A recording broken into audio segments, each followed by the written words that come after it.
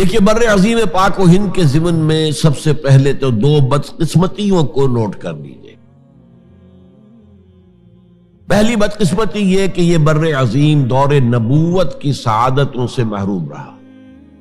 دور نبوت میں یہاں تک دعوت اسلام نہیں پہنچی، اکا دکا کوئی لوگ مسلمان ہوئے ہیں۔ مالابار کا کوئی راجہ تھا جس نے شق القمر کا معجزہ اپنی آنکھوں سے دیکھا تھا، اسے جب معلوم ہوا یہ تو اصل میں ایک عرب میں پیدا ہونے والے رسول کی انگلی کے اشارے سے ہوا تھا، تو وہ ایمان لے آیا۔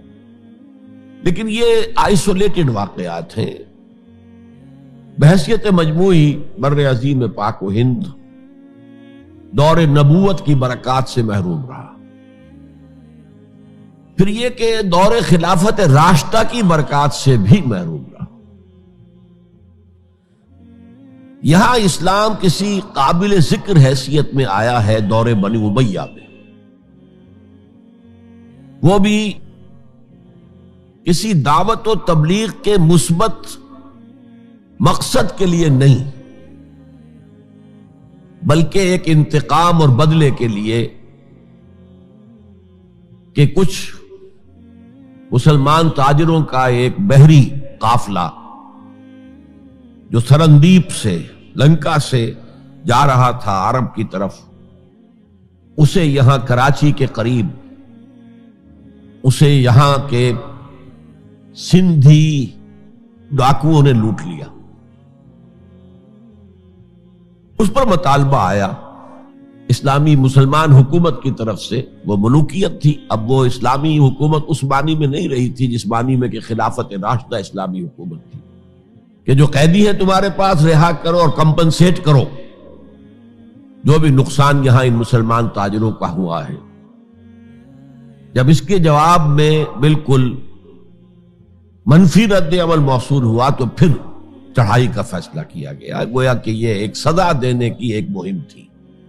بہرحال اس وقت جو اسلام یہاں آیا تھا اس کے کریکٹرز اس اسلام سے کچھ مختلف تھے جو بعد میں یہاں آیا۔ وہ اسلام جو محمد ابن قاسم کی سرکردگی میں سندھ میں آیا اور سندھ سے آگے بڑھ کر ملتان بلکہ موجودہ پاکستان کے تقریباً پورے نصف علاقے تک پہنچ گیا تھا، فٹ ہلز آف کشمیر تک، تو یہ اسلام خالص عربی اسلام تھا۔ ملوکیت تو آ گئی تھی لیکن بدویت اور عربیت جو ہے اس کی چھاپ اس پر ابھی گہری تھی۔ اور اس اسلام میں نہ ابھی فرقے تھے، نہ مسلک تھے، نہ حنفی، نہ مالکی، نہ شافعی، نہ حنبلی، نہ عقائد کے بارے میں بحثیں شروع ہوئی تھیں، علم کلام کی بحثیں ہوئی تھیں، نہ ابھی یونانی فلسفے اور منطق کا حملہ ہوا تھا، ابھی کچھ نہیں تھا، سادہ اسلام۔ اسلام اپنی اصل سادگی پر برقرار تھا، چنانچہ اس کی قوت تسخیر بڑی زبردست ثابت ہوئی، اور خاص طور پر محمد ابن قاسم جو نوجوان 17-18 برس کا نوجوان اور نہایت نیک اور پاک باز، سندھ کے ہندوؤں نے جو اپنی ایک روایت ہے کہ اس طرح کا آدمی تو کوئی اوتار ہی ہو سکتا ہے، فارسی میں بھی کہا جاتا ہے کہ در جوانی توبہ کردن شیوہ پیغمبر است، جوانی کے اس عمر میں بھی کوئی شخص پاک زندگی گزار رہا ہو تو یہ تو پیغمبروں کا طریقہ ہے۔ اور ہندوستان میں تصور پیغمبروں کا نہیں تھا، اوتاروں کا تھا، تو اسے بھی ایک اوتار سمجھ کر اس کی مورتیاں تراش کر مندروں میں رکھ لی گئیں اور ان کو پوجا جانے لگا۔ یہی چیز اس کے لیے خطرے کا سبب بن گئی، کیونکہ اب بیک ہوم اسلام کا جو اصل گھر تھا عرب، اس میں ملوکیت آ چکی تھی، اور ملوکیت کبھی اسے برداشت نہیں کر سکتی کہ کوئی اور شخص اتنا پاپولر ہو جائے کہ اسے چیلنج کر سکے۔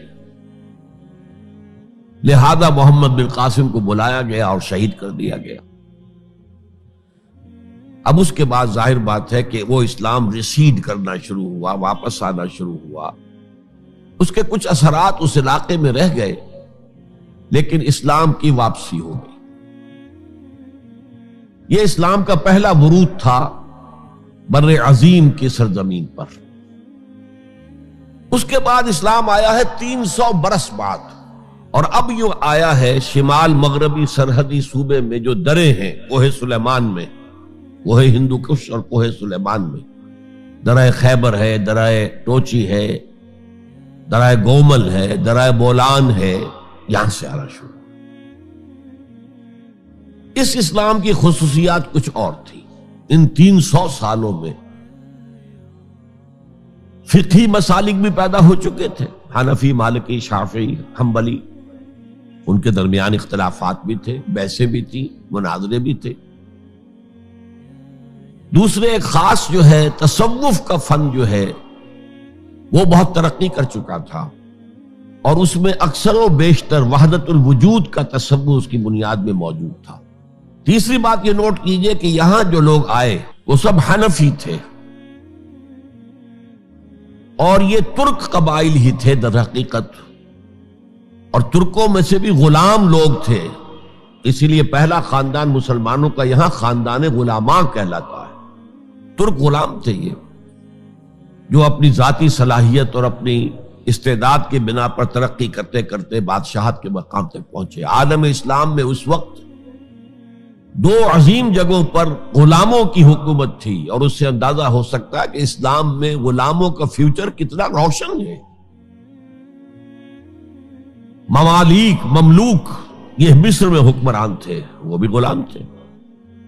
خاندان غلامہ، قطب الدین ایبک، شمس الدین التتمش، یہ سب کون تھے؟ غلام تھے۔ بہرحال اب جو اسلام آیا اس میں قیادت کی ایک تسلیس پیدا ہو چکی تھی، توحیدی شان نہیں رہی تھی۔ خلافت راشدہ میں قیادت توحیدی تھی، خلیفہ وقت ہی حاکم بھی تھے، خلیفہ وقت ہی مجتہد بھی تھے، عالم بھی تھے، اور وہی سب سے بڑے اللہ والے بھی تھے۔ لیکن اس کے بعد جو اسلام میں قیادت جو ہے مسلمانوں کی 3 شاخوں میں بٹ گئی۔ سیاسی قیادت وہ تو قبائلی عصبیت کی بنیاد پر قائم ہو رہی ہے، تو سیاست تو ہو گئی طاقت کے بل پر، جس کی لاٹھی اس کی بھینس۔ اس کے بعد جو اس دینی قیادت تھی وہ 2 حصوں میں منقسم ہو گئی، علمی قیادت، علماء، مفسرین، فقہاء، محدثین، اور ایک ہو گئی صوفیاء کی قیادت۔ تو یہ تھی کیفیت جس میں